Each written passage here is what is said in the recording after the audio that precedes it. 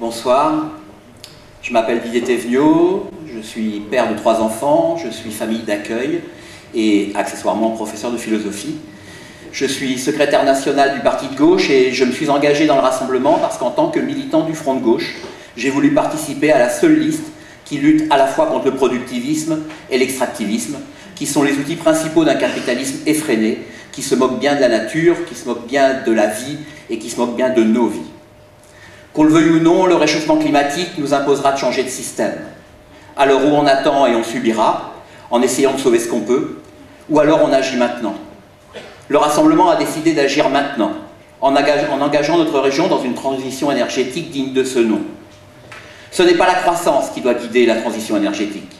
Même repeinte en vert, la croissance à tout prix reste la cause principale du dérèglement climatique. Ce qui doit guider notre action, c'est donc la lutte contre le réchauffement climatique, dont l'être humain est responsable. Pour cela, il faut bien sûr développer les énergies renouvelables. Mais l'énergie la plus propre, c'est d'abord celle qu'on ne consomme pas. Voilà pourquoi le Rassemblement s'engage à créer un service public de la rénovation pour accompagner la réduction de la consommation énergétique de l'habitat de 35% d'ici 2020. Nous voulons faire de notre région un grand territoire à énergie positive et engager une véritable action pour lutter contre le dérèglement climatique, en conditionnant les aides aux entreprises à des bilans carbone, par exemple. Mais l'efficacité énergétique n'est rien sans la sobriété. Et la sobriété énergétique, ce n'est pas, comme pense M. Vauquier, le retour à la bougie ou alors une lubie des ayatollahs de l'écologie, par exemple. Aujourd'hui, 12 millions de Français, c'est-à-dire 5 millions de ménages, 20% de la population, souffrent de la précarité énergétique.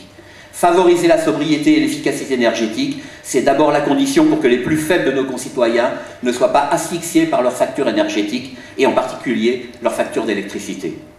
Je me suis donc engagé dans le Rassemblement parce que sa visée écologique est fondée sur des préoccupations sociales.